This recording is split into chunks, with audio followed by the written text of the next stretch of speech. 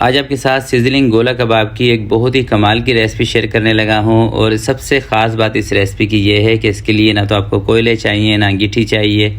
घर के तवे पे फ्राई पैन में आप इसको बना सकेंगे और कमाल के जूसी कबाब आपके बनेंगे और इंशाल्लाह आपका दिल खुश होने वाला है ये वीडियो देखने के बाद। तो चलें फिर फटाफट से इसको बनाना स्टार्ट करते हैं। कुछ टिप्स एंड ट्रिक हैं उसके बारे में भी आपको बताऊँगा कबाब बनाने की।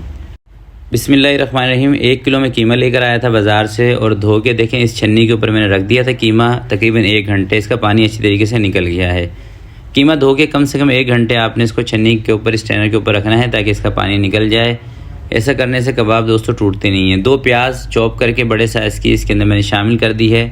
वेट के हिसाब से तकरीबन 180 ग्राम होगा प्याज का वज़न। 2 हरी मिर्चें शामिल की हैं। 1 चम्मच ज़ीरा पाउडर इसमें शामिल कर रहा हूँ। धनिया पाउडर ये भी 1 चम्मच इसके अंदर शामिल करना है। लाल मिर्चों का पाउडर आधा चम्मच इसके अंदर शामिल करना है। कुटी हुई लाल मिर्चें 1 बड़ा चम्मच इसके अंदर शामिल करना है।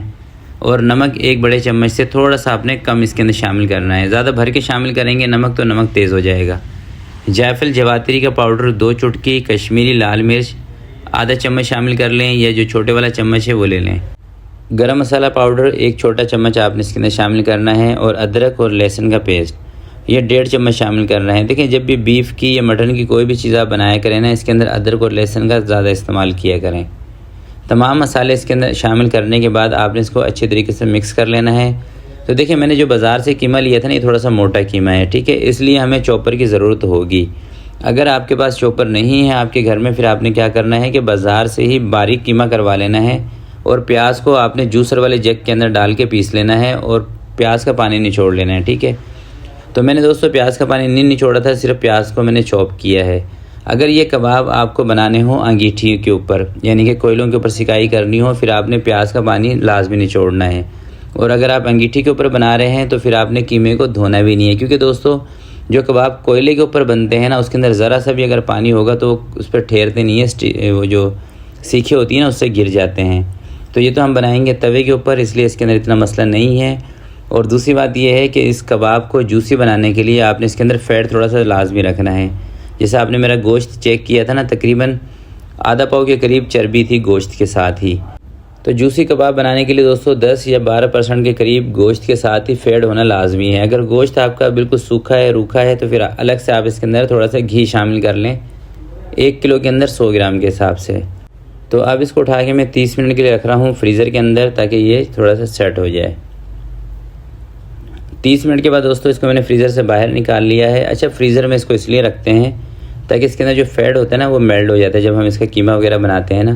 तो फ्रीज़र में रखने की वजह से इसके अंदर जो चर्बी है वो जम जाएगी और जब चर्बी जम जाएगी ये कीमा आपका जान में आ जाएगा और आप इसको चाहे सीख के ऊपर लगाएंगे चाहे पेंसिल से मेरी की तरह कबाब बनाएंगे तो कबाब के अंदर खूबसूरती आएगी, ठीक है। जब भी दोस्तों आप अंगीठी के ऊपर कबाब बना रहे हो ना तो आपने इसको फ्रीज़र के अंदर लाजमी रखना है 1 घंटा और या आधा घंटा। और ठंडे ठंडे गोश्त को आपने जो स्टिकें होती हैं ना उसके ऊपर चढ़ाना है। अगर नॉर्मल टेम्परेचर का गोश्त होगा ना कभी भी आपके कबाब सीखों के ऊपर ठहरेंगे नहीं, गिर जाएंगे। तो ये ख़ास टिप है, अगर कभी आपका बारबेक्यू करने का दिल कर रहा हो तो इस टिप को आप याद रखिएगा। बाकी इस तरीके से पेंसिल के साथ सारे कबाब रेडी कर लेते हैं। तो ये देखें सारे कबाब मैंने बना लिए हैं और अब चलते हैं फ्राई पैन की तरफ। तो इस तरह के कबाब बनाने के बाद आपने इनको फ्राई पैन के ऊपर फ्राई कर लेना है। तवे पे आप फ्राई कर सकते हैं। और अगर दोस्तों आप चाहते हैं कि आप इनको स्टोर करें तो उसका तरीका थोड़ा सा अलग होगा। आपने इनको स्टीम के ऊपर पकाना है। स्टीम पे पका के फिर आपने इनको ठंडा करके सेव कर लेना है। और अगर आप चाहते हैं कि गोला कबाब की कोई ऐसी वीडियो बनाई जाए जिसको आप बना के सेव भी कर सकें तो इस वीडियो के नीचे आपने कमेंट करके अपनी राय का इज़हार ज़रूर करना है ताकि मैं कमेंट देख लूँगा। ज़्यादा लोगों के कमेंट्स आएंगे तो एक वीडियो उस पर भी बना दूंगा कि गोला कबाब को किस तरीके से आप ज़्यादा टाइम तक स्टोर कर सकते हैं या फ्रोज़न गोला कबाब किस तरीके से बना सकते हैं।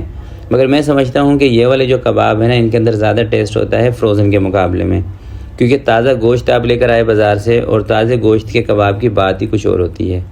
तो अब बात कर लेते हैं दोस्तों कि आपने इनको फ्राई किस तरीके से करना है। मीडियम फ्लेम पे तकरीबन 10 से 12 मिनट तक आपने इनको फ्राई करना है और इतनी देर तक फ्राई करना है जितनी देर तक कबाब के अंदर से पानी निकलना ना ख़त्म हो जाए। जब इसके अंदर से पानी निकलना ख़त्म हो जाएगा सारा ऑयल आपको तवे के ऊपर या फ्राई पैन के ऊपर नज़र आएगा। ये इस बात की निशानी होती है कि कबाब आपके बिल्कुल पक चुके हैं। जब तक इसके अंदर से पानी निकलता रहेगा ना इसका मतलब ये है कि गोश्त के अंदर अभी कच्चापन मौजूद है। तो इस वक्त आप देखेंगे इसके अंदर से ना पानी निकलना तकरीबन ख़त्म हो चुका है। तो अब इसको मैं चूल्हे से नीचे उतार रहा हूँ।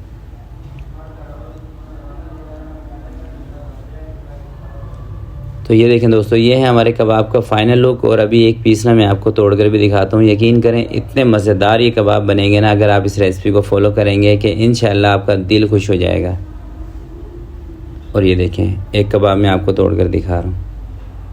देखें कितने जूसी और कितने माशाल्लाह से सॉफ्ट हैं। ये देखें ज़बरदस्त कबाब बनते हैं। तो इस रेसिपी को आपने ज़रूर ट्राई करना है और अपना फ़ीडबैक इसी वीडियो के नीचे कमेंट्स बॉक्स में लाजमी बताना है। तो आज की वीडियो के लिए दोस्तों इतना ही।